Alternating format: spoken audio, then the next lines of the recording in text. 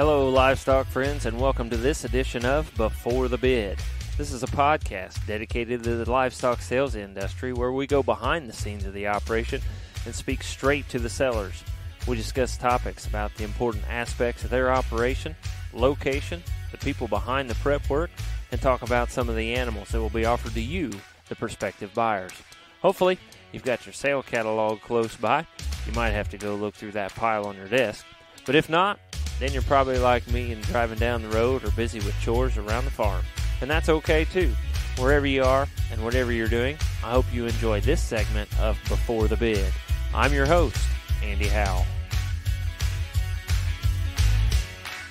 Welcome, livestock friends, to this edition of Before the Bid podcast. And on this one, we are going to go to Missouri, and we're going to talk some cattle. And we are going to talk with a guy that is a Missouri State graduated in agribusiness, and he's a third-generation cattleman, and they've got a really good story about raising their own cattle and growing up through that, evolving through that. So we're going to bring that out of my guest today. They've got 26 lots here on the SC sale on September 16th. And we're going to be talking to Spencer Ashworth of Ashworth Show Cattle there in Urbana, Missouri. So, Spencer, appreciate you meeting up with me here. Appreciate you getting on the phone and getting these things put together. And you've got 26 lots, and as we were just talking, that's quite a bit of work there with you guys, with you and your dad putting those together.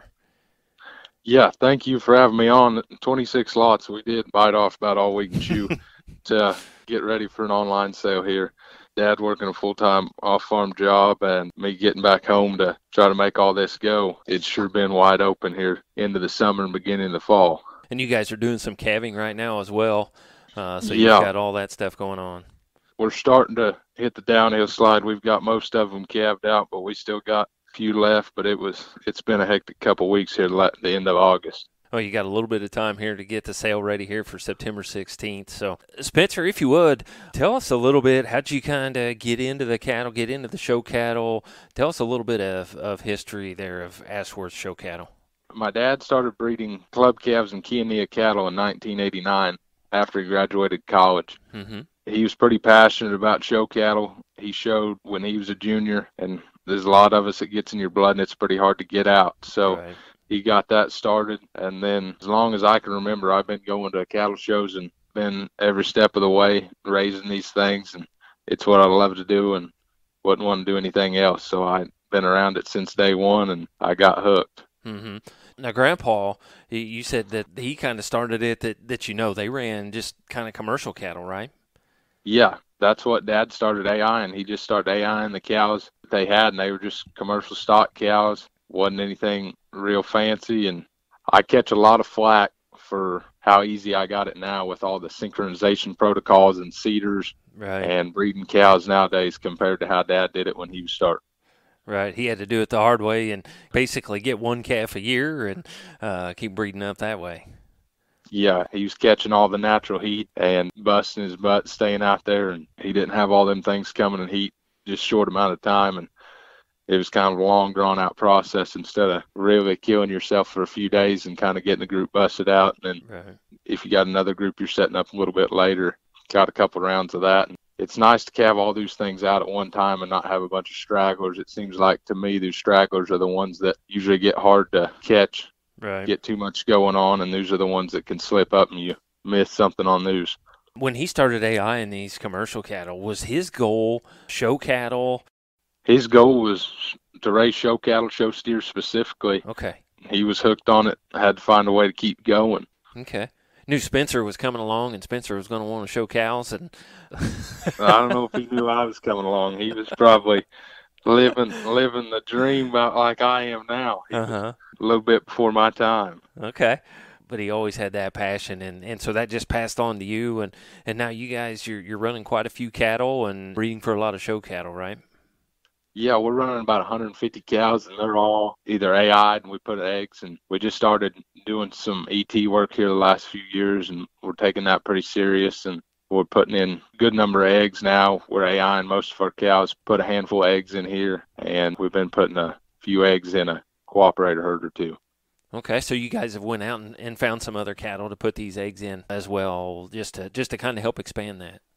Yeah, the last year we've put some eggs in at some cooperative herds just for the fact that we pretty well got the land we got here at this time is pretty well maxed out with the amount of cows we got. Mm-hmm. And I think Dad likes to put embryos in some of these cows of ours a little better than I do, but I'm a little partial to some of them. Mm-hmm. He likes to make the cut a little faster than I do, but I got faith in some of them that they're still going to have a great one instead of on their own AI instead of putting Right. an embryo in them. Well, that's a little bit of opposite of the situation I'm in. I'm kind of like, put some embryos in these cows, Dad, and he's like, I think we better breed some of those. So I kind of understand where that's coming from. So a little bit of struggle there, huh? Oh yeah, we don't always see eye to eye right off the bat, but usually one of us is coming back saying, "Yeah, I guess I should have listened to you there." You got one of us usually gets it right, or gets close. Right. Yeah. Well, that's always good. At least if you got it figured out. And you guys have kind of a good story there. You're not bringing in a lot of genetics, right?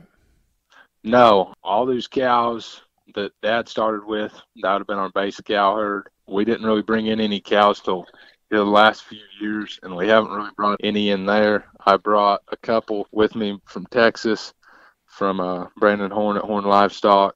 We had bought a semi cow from my dad's college roommate, and that was a pair. Mm-hmm. And I bought another cow this spring, but that's pretty well all the cows we've brought in. It's been a pretty closed herd the last several years. On those cows, you think you're going to do some embryo work on those cattle? Is that why they were bought?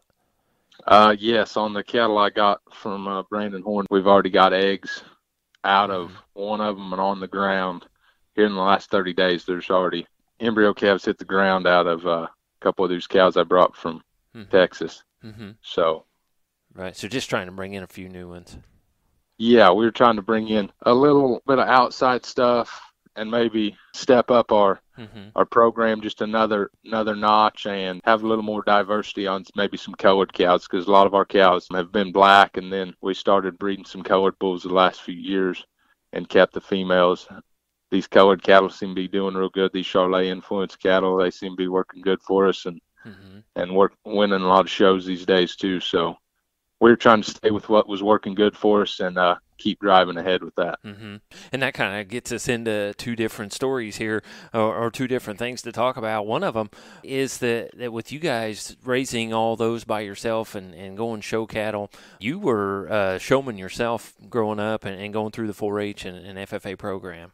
From the very beginning, I mean, some of my earliest memories, I remember going with my mom and dad to Kansas City and Louisville. They'd take pens of steers and heifers out there for the pen shows and sell those calves.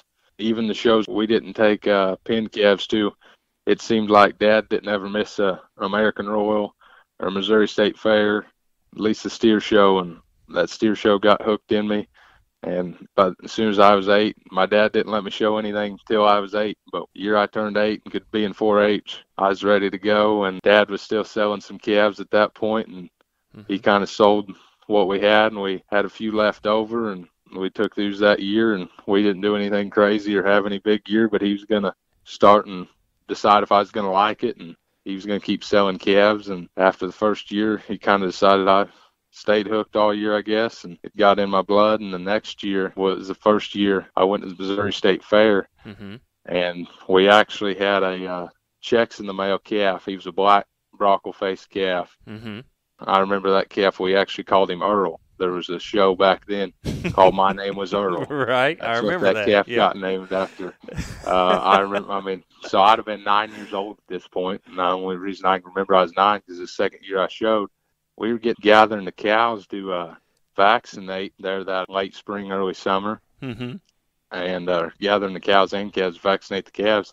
This calf, he was just kind of an ornery calf. Every time we'd gather those things, he'd be hiding, he'd get out. He never really tore anything up, but he just wasn't about the program that everybody else was on. He was kind of his own animal. He was different than everything else, and he was the best calf we had that year, I thought. I think everybody else thought so too, but maybe I was just a little partial. Took him to I think we might have had a little success at some jackpots maybe. I don't think anything crazy, maybe won a class or something, but that was actually the best I had done at the Missouri State Fair with this calf. I believe he was the reserve 4-H crossbred steer. Oh, wow. Uh-huh. So that calf will always hold a pretty special place in my heart. And that was a pretty fun ride, and it was a pretty cool story. How, I mean, from raising that thing to him always being something and earning his name Earl, it was just a cool calf. And he actually, if I remember right, we actually would have sold that calf after Missouri State Fair to Jared Bedwell. He was still living. Mm-hmm. And I think he might have took that calf to Phoenix and maybe Oklahoma City. Mm-hmm. I don't remember how he ever got along with him. I was pretty young, but I'm pretty sure that's where he went. And Right. Jared Bedwell was always awesome to me and my dad, and real good to us, Mm-hmm. and really a great guy that's truly missed. Well, that's cool. That one of those ornery was it kind of like you guys had the same kind of attitude when you got to growing close to him? I don't know that we had the same. Really, the craziest thing about it all was once we kind of got him halter broke, he was about as gentle a calf, and he didn't really get into too much trouble or tear anything up. I mean, he was easy going. And we didn't get him fat enough. That was one of them deals. Mm-hmm. We didn't get him fat enough. We were inexperienced and didn't get him fed quite like we probably needed to, and Mm-hmm. he might have been nickel weight maturing too. So Right. what I remember, he came around and had a cool attitude, and everything was good about him. The stars didn't quite align that time. Right. Right.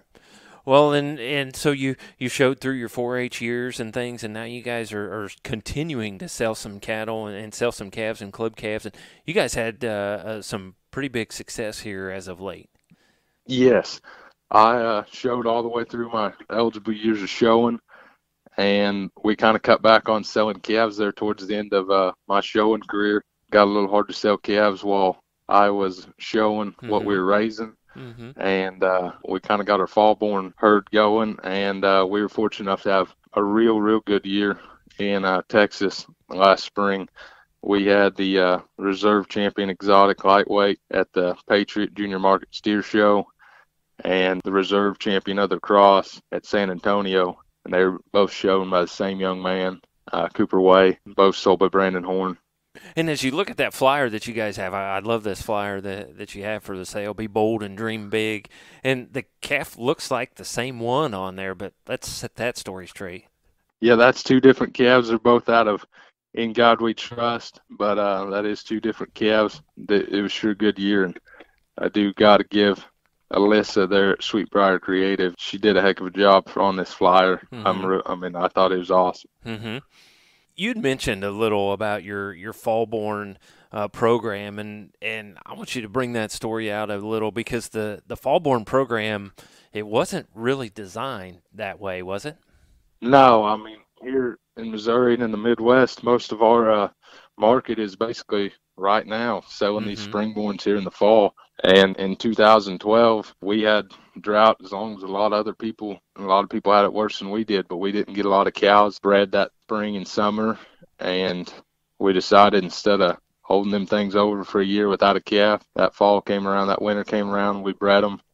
We actually went and bred some maternal back in those things. Mm-hmm. Bred some Sim Angus and bought a Sim Angus bull at the time. We went back, bred those things maternal. They were getting pretty clubby bred, pretty hot bred. So we went back, did a year or two of that.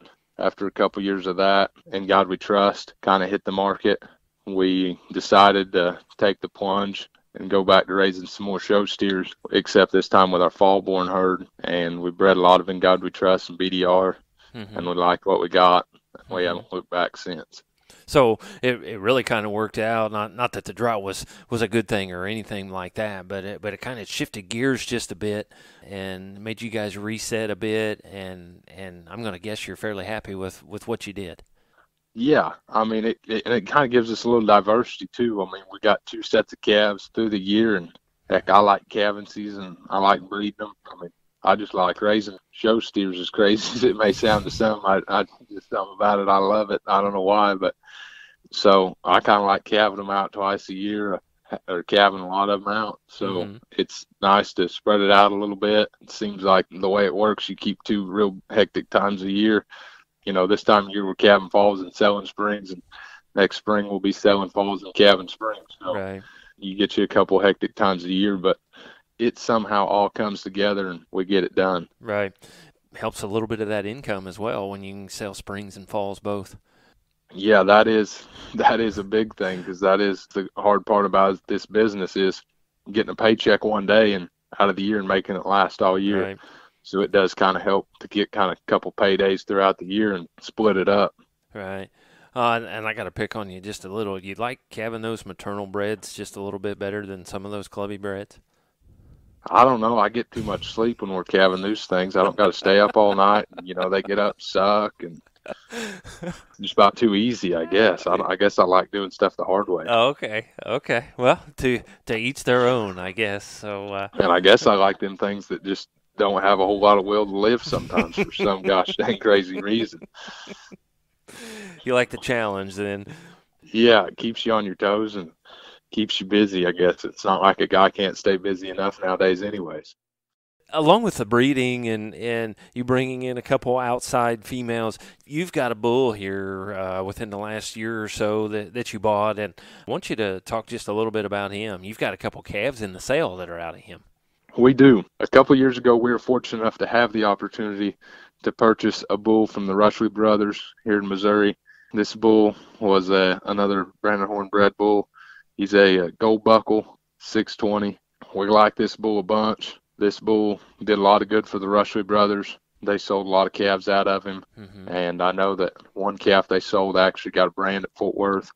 He was second class. So I'm pretty pumped up about this bull. Now, is he a clubby deal? You talk about branding and in those Texas majors, and is he do they brand the clubbies or most of those the eared cattle? No, this one's going to be a Charolais cross or Charolais colored club calf bull. Okay. He's not an eared bull. Mm-hmm. I haven't quite got brave enough to venture out into that. Okay. But I'm not saying it hasn't crossed my mind, especially on these fall borns, but I don't have this deal quite figured out. I don't even have it close figured out. I don't reckon. So I figured I might try to figure this out a little more before I jumped off into some more deeper water. Okay. All right. Well, I just talked to a few guys that talk about getting brands and things, and those are more on those American deals. So I wanted to make sure. So you say this bull, he's a gold buckle out of 620. Yes. Okay. Can you give us a little more insight on that? That 620 donor of Brandon Horns, those genetics have done a lot of good for that family and that operation. Okay, so now you guys are gonna bring him into yours and put him to work, and again, you've got some calves out of him here in the sale. Yeah, I'm pretty excited about the calves we got out of him in the sale. We got 4 steers and a heifer. The steers are younger calves, and this heifer, I'm pretty excited about her too. She's a big featured, big muscled kind of female that I think is going to raise them as good as a lot of them, and I think she's still got enough look to her and made right where she'll do some good in the show ring if somebody wants to do that with her. And these steers, they seem to have the muscle and the shape and the design and look to them. I do like what this bull's given us so far, and I think he's going to do some good for us. Mm-hmm. Now, are you going to do a little bit of collecting him and use some of that AI in your herd or sell some, or is he just kind of a turnout deal? Well, we've been mostly letting him natural service these cows. Now that we're probably getting a little better handle on him, I'd say there will be a few cows, depending on the situation. We'll have some little semen on hand, depending on the situation on him and where he's at and that kind of deal on what we might do there. But most of the time we'll just let him natural service them unless things aren't handy, and we'll go ahead and AI one to him if that's what we're dead set on. Now, he's not going to replace your AI program or anything like that, is he? No, I'm not trying to claim he's that caliber of bull by no means. He does us some good and has a good place. Well, that's great. Yeah, and always nice when you can do that and turn one out that you know you're going to have quality calves out of, because I get all bent out of shape when I don't get one AI'd and stuck. But if I had a really, really good bull to turn him out with, like this guy is, why maybe I wouldn't be quite so upset sometimes. Yeah, it makes it a little easier going when you're in there syncing those cows up and breeding them. You want to get them AI bred and embryos to stick, but it kind of does give you a little bit better feeling when you know you still got a pretty good chance to get a real good one, even with the bull out there. Right. Right. Well, and you started talking about some of those calves in the sale. Are you ready to go down through some of these and talk about some of these calves? Oh yeah. Okay. Again, just want to remind everybody the sale is on SC Sales. It is September 16th, so maybe by the time you're listening to this, things are up on SC, and so you could go through and watch those as we're talking about them, or watch the podcast video on our Facebook page, on our YouTube channel, things like that. So however you want to do it, but they are on there. And Spencer, you going to put stuff up on your Facebook page as well? Is that a plan? Yeah. I'll try to do a better job than I have, and I'm going to try to keep that rolling. And I got to get a lot better. It is on top of my list to get better at this year. So I will say that. And I'm hoping to have those pictures and videos on SC and get some of them rolled through Facebook by Friday the 10th. We're going to picture Tuesday the 7th, picture and video, and see if we can't. We might get them up just a little bit before, but I would think by then that'll give us enough time to get everything finalized and ready to go. Okay. Yeah, some of that social media stuff, you got to really be on top of it to keep it right on going. So I absolutely understand where you're at with that. So, and then there's going to be some that we don't talk about. So make sure you do go to SC. You check those out again. If you're not watching that podcast video, make sure you do that. So, Spencer, you said there's one that when you pull in the driveway, everybody's got to go look at him. So let's start out with him, that Tag 100. That's the first one that they seem to be asking about when everybody pulls in. He's a red get you some steer out of a walks alone cow that I'm really excited about. I think this cow is going to be putting some good stuff in our sales the next few years. This calf, he's been a unique individual since the first time I saw him. I'm pretty excited about him. I'm not scared to say I think he's got a lot of better days ahead of him. I by no means think he's peaked today. He's big muscled, cool looking, real good red color, big feet, big legs. He's not as hairy as everything else right now, but I'm not scared about that thing's hair. He's good haired. Good, yeah. And usually a red one might not be the one that most everybody wants to go after in this steer deal. No, I mean, a lot of times most people are more after a black one, or in the last couple of years it seems like everybody's going after these silver calves or these yellow calves, these kind of Charolais influenced cattle. Yeah, most of the time the red one's not the top of everybody's list. The next one you have on the list, and you've got a couple of them out of this bull, and you kind of want to group those together. What about these May-Wee Alls?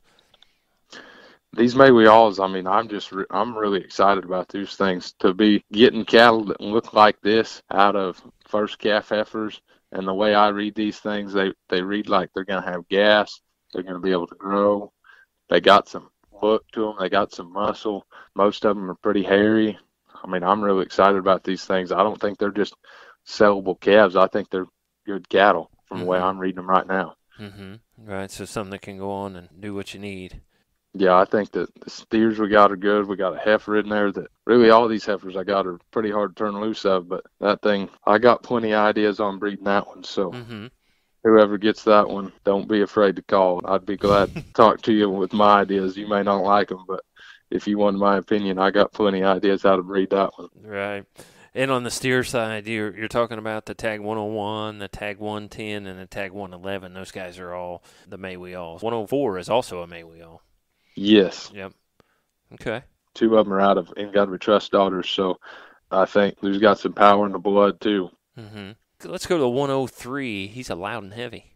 Yeah, I'm excited about these loud and heavies.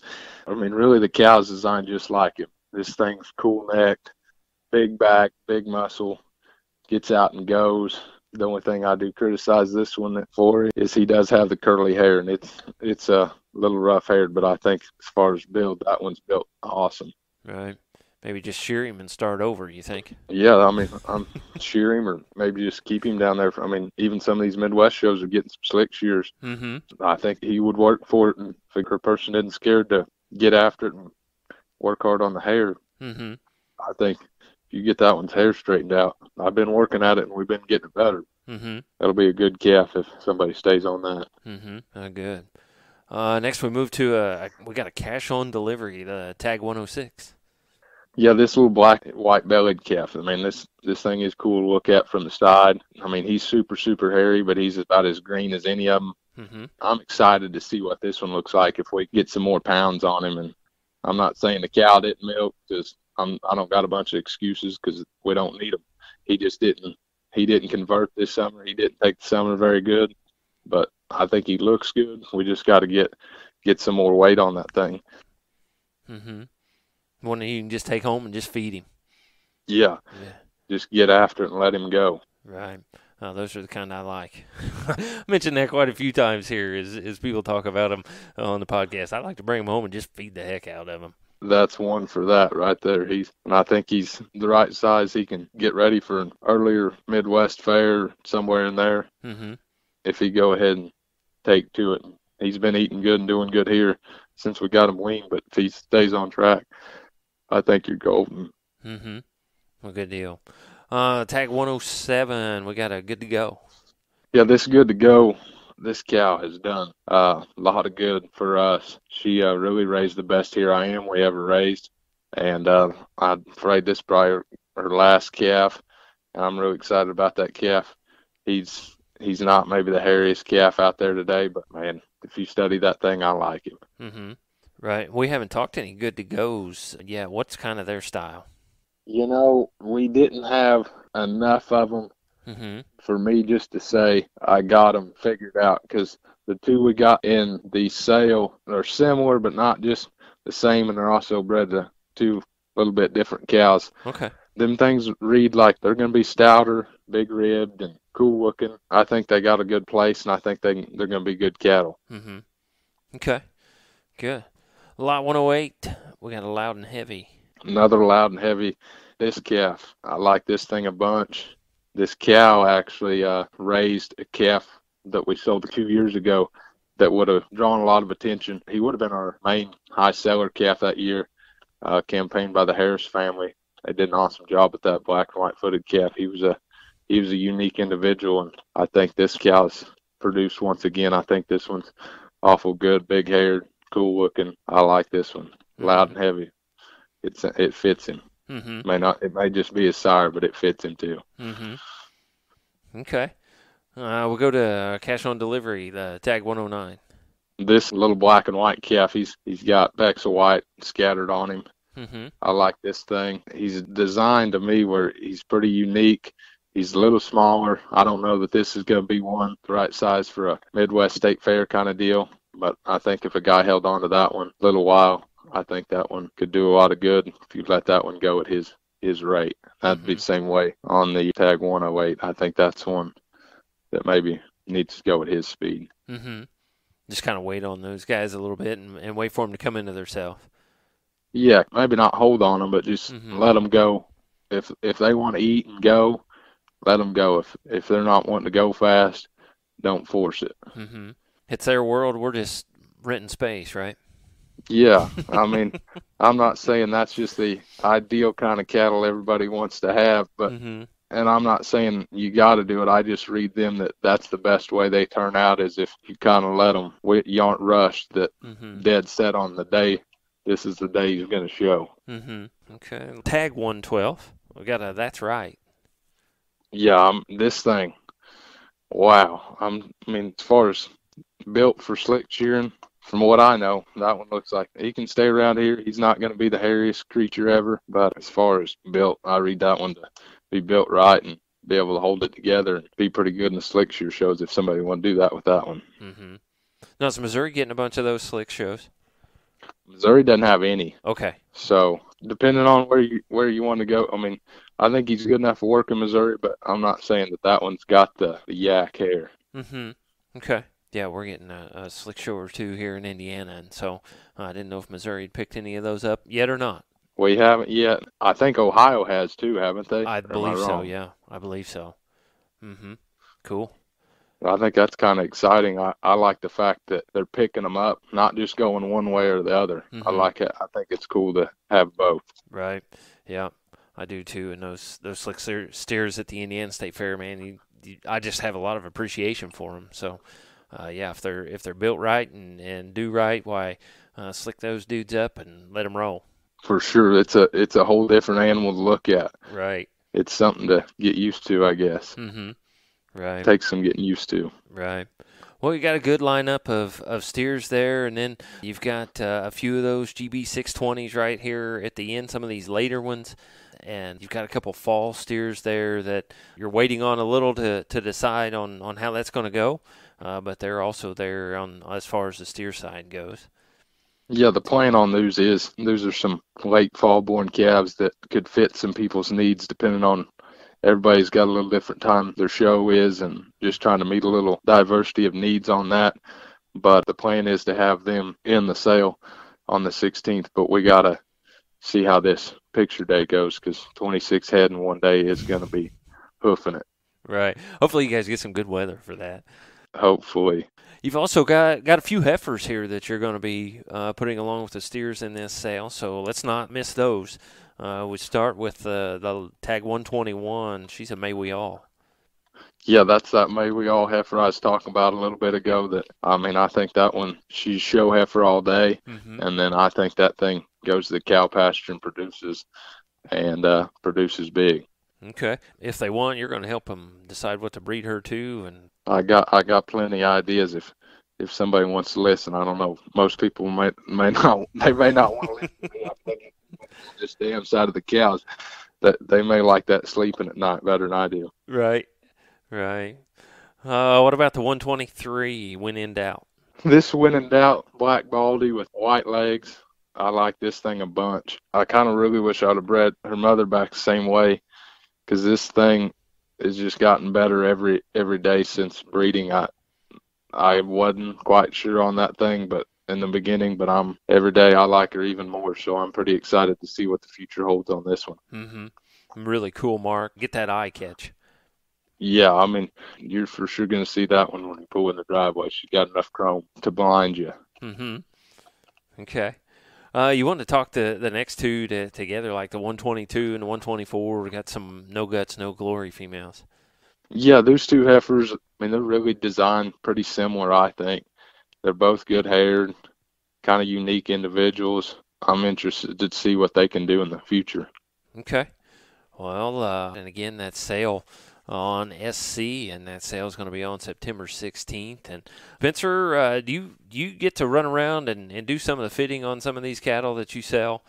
Yeah, moved back home, and I'm home full-time, and that's going to be our plan this year is to help service these cattle all the way through, whatever we can do to assist and help get these cattle to their potential and help you meet your goals. And we failed to mention it there earlier. Who all is in this operation that's going to be able to help you? Maybe they're going to be the ones that stay at home. Maybe they're going to be the ones that go out and run, and some of them that help get these cattle ready. And I apologize for not getting to this sooner, but who are some of those guys? My mom, Laura, and my dad, James. I sure owe them a bunch. They hold it together. Anytime I'm out on the road or gone, they keep everything screwed down and keep everything going the right direction. So I couldn't do it without them, and it takes all of us, but I sure couldn't do it without them. I couldn't be gone very often without them taking care of everything. Our neighbor, Adam Cook, he's sure been a good help to us the last couple of years that I was gone. He's helped make everything go. We usually get some good help here on picture day to make everything work. Good buddy of mine named Logan Sennett, he comes in, and he's sure been good and steady the last couple of years on. I couldn't have got it done without him. I'll about promise you that. We get selling this many in a year. It's taxing to pull it all off, but at the end of the day, I still enjoy it. Even on the taxing and stressful days, it's better than working in an office every day, I guess. Bad day in the country is better than a day in the city, right? For sure. No doubt on that. Right. Any day I think I got a little stress, I just think it could be worse. Right. You're exactly right. So, Spencer, anything else we need to know about these cattle, about the operation, about this sale before we wrap this thing up? I'm just excited about this set of calves. We've been breeding on these things. My dad put a lot of work into breeding these things in his time. He's still here helping me make it go. We're sure striving for the future. This is just keep going. We aren't slowing down.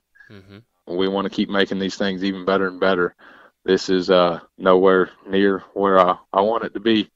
I want them to be even better than they are by far. So we're striving to make these things better, and that's our goal, is to make these things as good as we possibly can, and then to help you all be able to get them to their potential and help you succeed and enjoy the projects and meet your goals, and hope you catch the bug as bad as I have, I guess.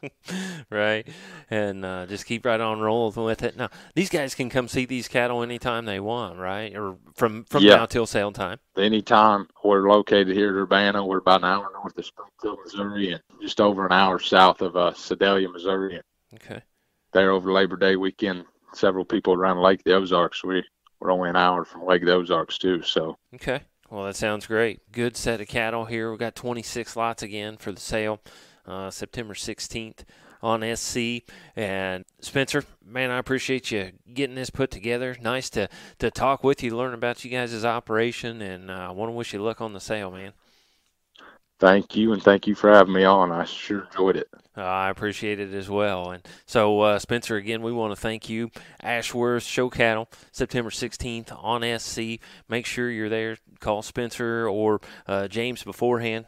Go check those cattle out. And we want to thank them again, and we want to thank you for listening to another edition of Before the Bid podcast.